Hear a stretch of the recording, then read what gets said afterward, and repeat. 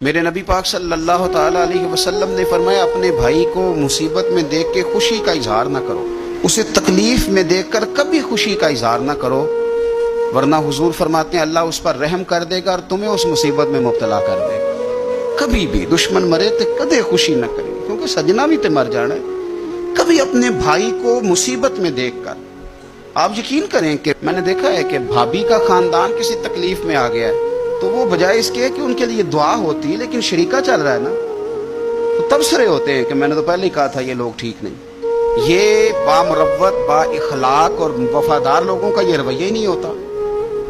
وہ تو گہرا دشمن بھی ہو، گہرا، اس کے بارے میں بھی دیکھیں نا، میرے نبی پاک صلی اللہ تعالی علیہ وآلہ وسلم کافروں اور منافقوں پر نرم دل نہیں تھے، ان کے بارے میں بھی حضور دعائیں کرتے تھے کہ اللہ انہیں خیر کی توفیق عطا فرما۔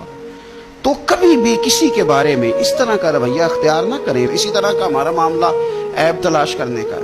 میں کس طرح کھول کے آپ کو یہ بات عرض کروں کہ لوگوں کا دل کرتا ہے کہ ہمیں خوبیاں نہیں کمیوں کا بھی پتہ چلے۔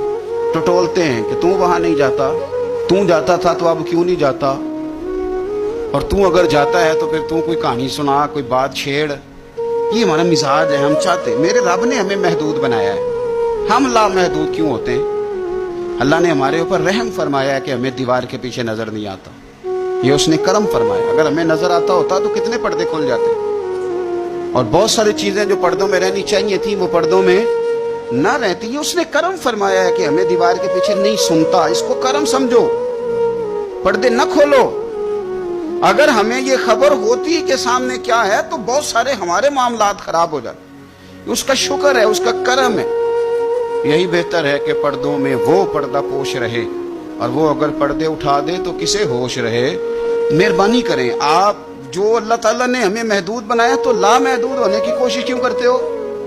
جہاں اس نے رکھا ہے وہیں رہنے کو اپنے لیے بہتر جانو، وہیں، ورنہ حالات خراب ہو جائیں گے۔ میرے نبی پاک صلی اللہ علیہ وسلم نے فرمایا، مسند احمد میں موجود ہے، حضور فرماتے ہیں لوگوں کی جاسوسی نہ کرنا، ان کے عیب نہ ٹٹولنا۔ بس حضور نے کہہ دیا تو کہہ دیا، نہیں ٹٹولنے تو سونیا تیرے غلام ہیں۔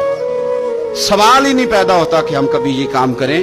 حضور نے فرمایا کسی کے عیب نہ ٹٹولنا۔ اگر تم نے کسی کے عیب ٹٹول کے اسے رسوا کرنے کی کوشش کی تو فرمایا تم اگر 7 پردوں کے اندر بھی بیٹھے ہوئے وہاں بھی اللہ تمہیں رسوا کر دے گا۔ یہ نہ سمجھنا کہ میں چھپ گیا ہوں تو بچ جاؤں گا، اللہ تمہیں وہاں بھی رسوا۔ تو کچھ جرموں کی دنیا میں ہم دیکھتے ہیں، اور اس کا سادہ ترجمہ یہ ہے کہ جیسا کرو گے ویسا بھرو گے، یہ ہوتا ہے، اور آپ اس سے بچ نہیں سکتے۔